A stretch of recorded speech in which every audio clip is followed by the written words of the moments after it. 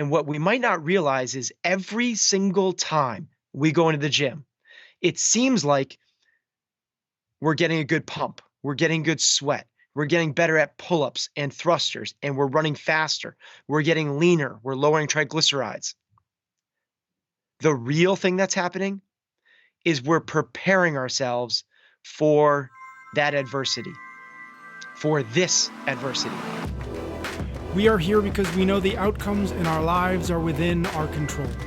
That taking absolute ownership of how we eat, sleep, train, think, and connect with each other is how we'll optimize our health and happiness. That chasing excellence is how we grab hold of what is possible. Our mission is to live on the run, always chasing, never stopping. Hello and welcome back to another episode of Chasing Excellence, Remote Edition. How are you, Ben? I'm good, Patrick. Thanks. How is the household there? Everybody holding up? Yeah. It's we've been doing this a while. It's the word that keeps popping up is the new norm. Yeah. But I think that we're lucky in that we have a big family that gets along. So we're good. Good. We're kind of actually going to talk about that today a little bit. We are, I think if we had to guess without staring at a calendar, I think we're about 3 months into this little foray into our homes, into quarantine, into lockdown.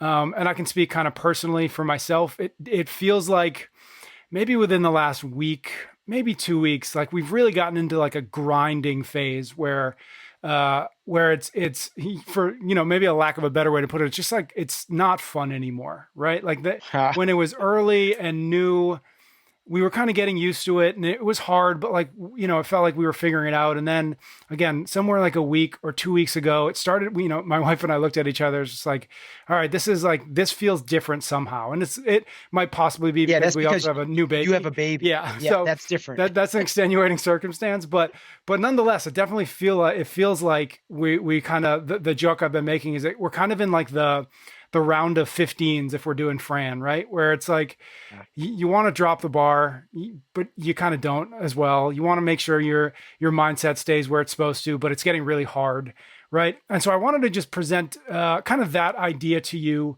and just see where your head's at, what advice you're thinking or you're giving, what you're kind of wrestling with in your own life and dealing with this, because we're all kind of in this together. So I just wanted to kind of put that out to you and see what you're thinking and where your head's at.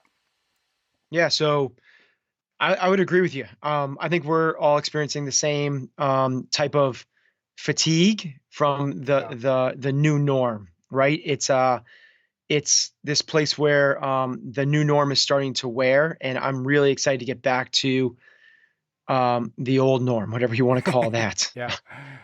Do we have a term for that yet? Like there's terms for all this stuff. Like I remember the first time I heard social distancing, I was like, that actually is kind of descriptive of what we should be doing.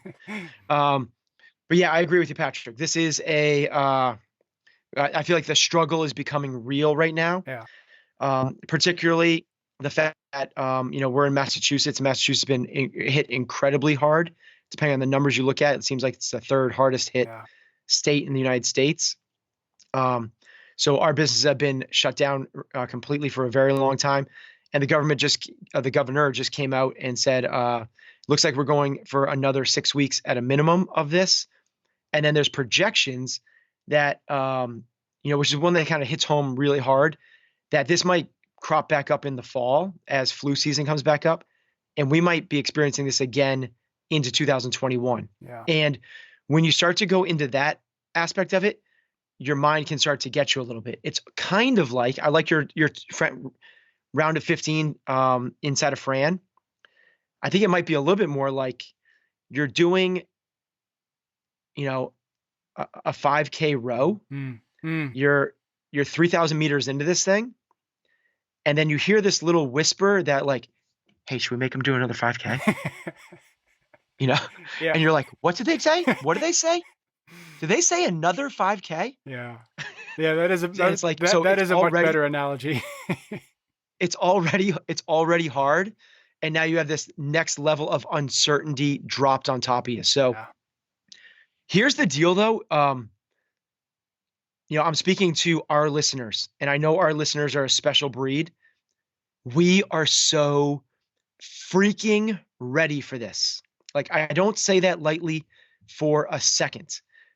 Our listeners are, we operate on a different playing field. First off, a lot of our listeners are CrossFitters. And if you're a CrossFitter, you have been training for this for 6 months, 6 years to over a decade. And what we might not realize is every single time we go into the gym, it seems like we're getting a good pump, we're getting good sweat, we're getting better at pull ups and thrusters, and we're running faster, we're getting leaner, we're lowering triglycerides. The real thing that's happening is we're preparing ourselves for that adversity, for this adversity. And here's the deal is the sport of CrossFit is preparing you for the unknown and the unknowable. Well, talk about unknown and unknowable. We didn't know that this was happening. In fact, no one even, it wasn't even on the list of, unless you're Bill Gates. And he was like, hey, 4 years ago, he's like, there's gonna be a pandemic. Yep. It's like, damn you, Bill Gates. So freaking smart.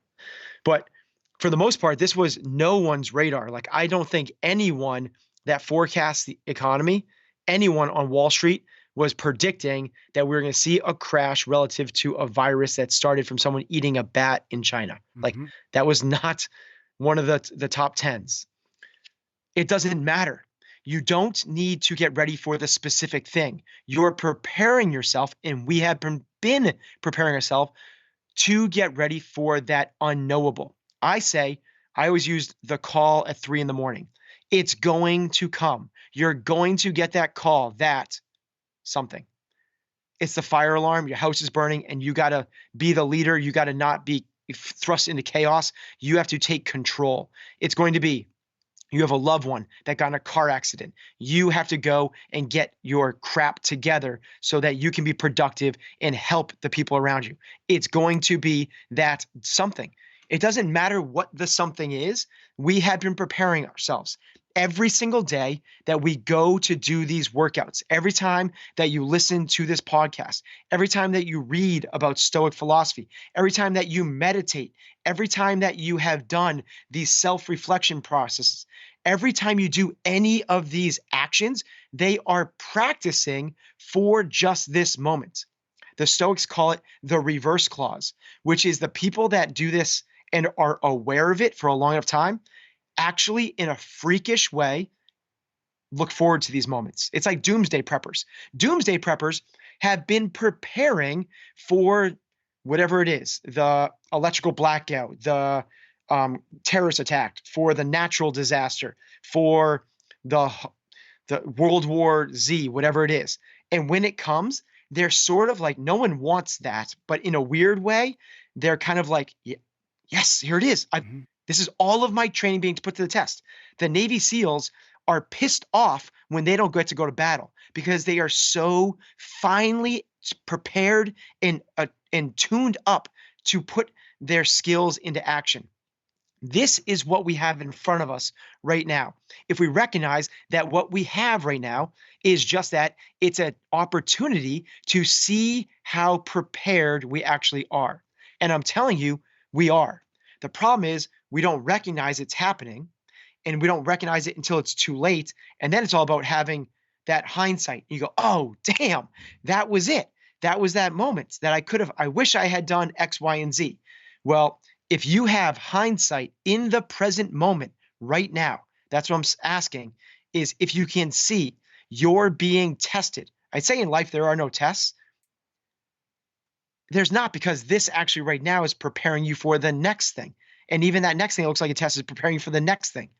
But what we are trying to do, what mental toughness is, and again, mental toughness, it's about focus, resiliency, and doing the right thing right now, not being distracted by the enormity of the challenge, by what someone said on social media, by the bipartisanship and the politics and what the other side is saying, by what the government said about the businesses in your town, by even so much as by you getting laid off, even as far as someone you know getting sick or passing away. Now, I'm not saying don't grieve, don't be emotional. I have one of my very good friends who's a member of my 830 class, who's been a part of CF&E for the last 10 years. A couple years ago, he pulled me outside after class. He's like, "Hey, Ben, I'd really like to chat with you." We walked outside. He's in his young 40s, really fit dude, father of two girls, super successful, walks me outside, and had no idea what was going to happen. I thought he was going to talk about like an issue with another member in the gym, maybe, or like he wants to leave or he's moving. And he said, I got you know, I have throat cancer. Never smoked, never done anything. Really horrific form of throat cancer. Without batting an eye, the next thing's word he said was, "I'm so prepared. I'm so ready for this. I'm going to crush it." Like, that's the mentality. Never a woe is me for a second. Never feel sorry for yourself. You can have emotions. You can grieve. You can be sad, but you got to let that pass over because sadness is expected. It's a part of life. That's totally fine. It's a natural process.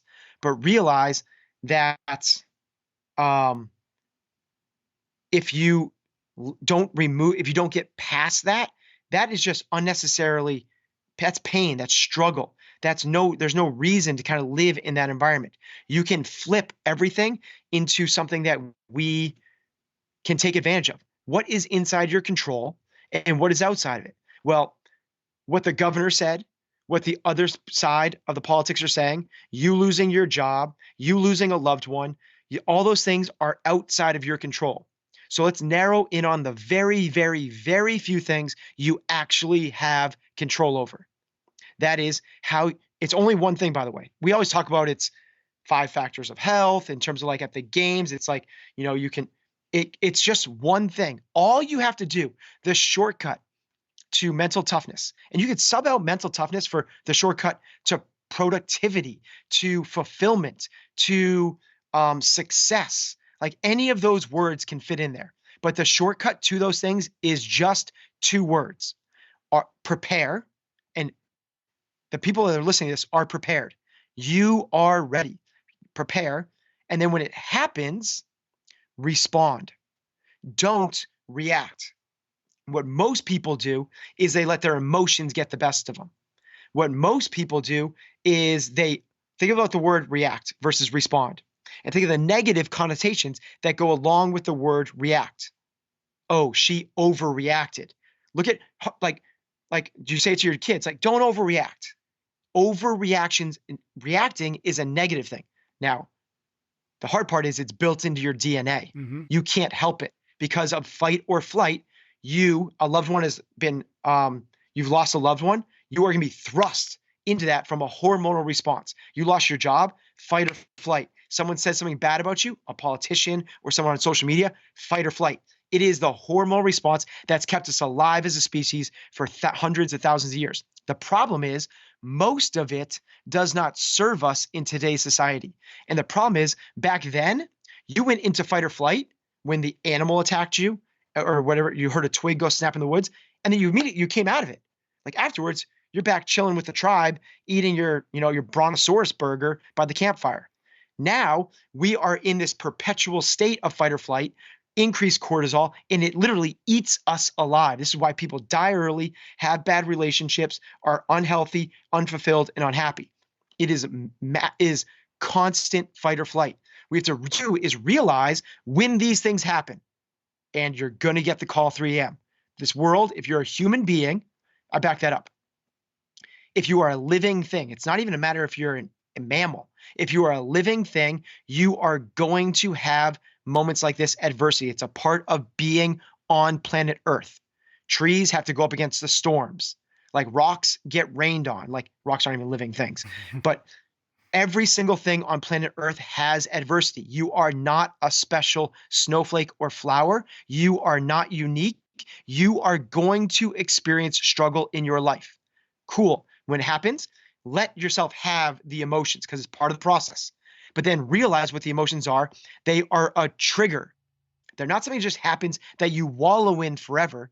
They are a trigger. When you start to realize them as triggers, then you get to start to flip and realize this is what it was. Man, I feel really sorry for myself. Trigger. Man, my heart rate is going up. Trigger. Man, I got this butterflies in my stomach. Trigger. Man, I'm pissed off at somebody. Trigger. Man, I feel sorry for myself. Trigger. And when you see these triggers, it's time for you to flip, say, okay, what can I do to respond to this? Now, I said reacting is overreaction, and that's the negative part. When you overreact, well, the flip side of that is responding. Responding is calculated, it's thought out, it's the way professionals handle themselves, it's productive, it's something that's going to leave you with pride at the end of this thing. Okay, now what's the word that goes along with respond? Well, I want you to respond. I want you response able. I want you to be able to respond. Responsible. So would you rather be responsible or overreact to this situation or any situation? All that we need to do is realize that we need to prepare. Now, if this is you're coaching a soccer team, or you are leading a team in business, or a family, or whatever kind of unit you are in front of, you need to prepare that unit. Now, the best time to plant a tree was 20 years ago, but the next best time is today. So you start preparing your team right now for tomorrow by talking about things like this. And this is where things like who you are, and what you stand for matters so much. I was on a call with a bunch of CEOs. I was lucky enough to be invited to a CEO teleconference yesterday where we just kind of shared ideas, struggles, and stuff like that. And one of the things one of the guys was talking about was he's struggling with his employees during this time, losing motivation. And I talked to him a little bit about my take was like motivation is crap. It doesn't exist.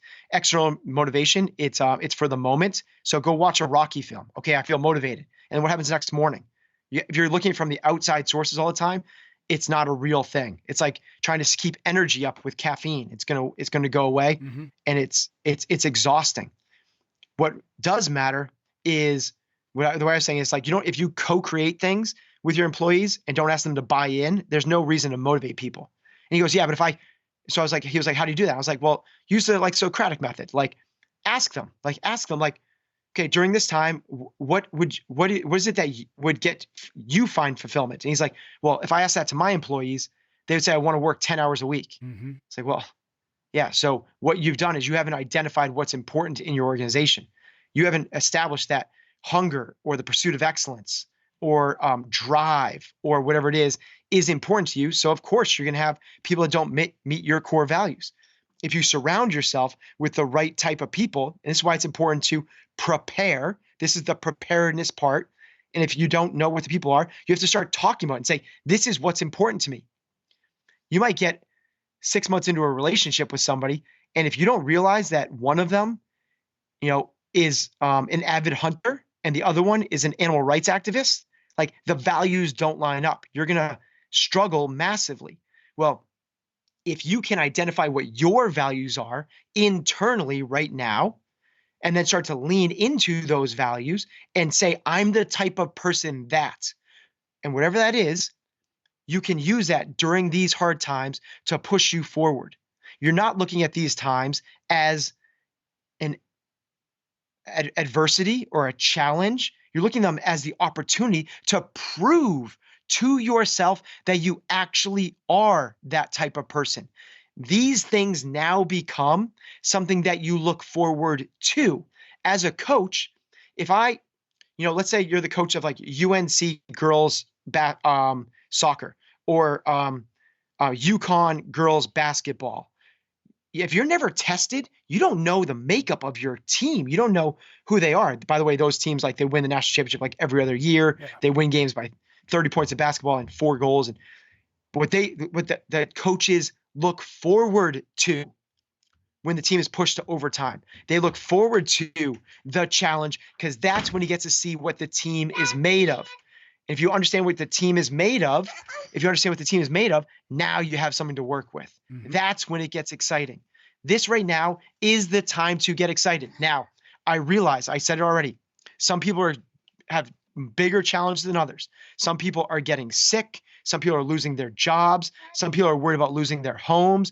Other people are dealing with addiction or abuse. That is not to take something lightly. It just means that the opportunity is even greater. The test is bigger. It doesn't diminish the fact that you are ready, you're prepared for this. It just means you have to focus even harder during this moment. It means now that it's a national championship. It's not a preseason game. It's not a game early in the season. This is the game that matters. Now you got to put it forth. And you don't have to be perfect.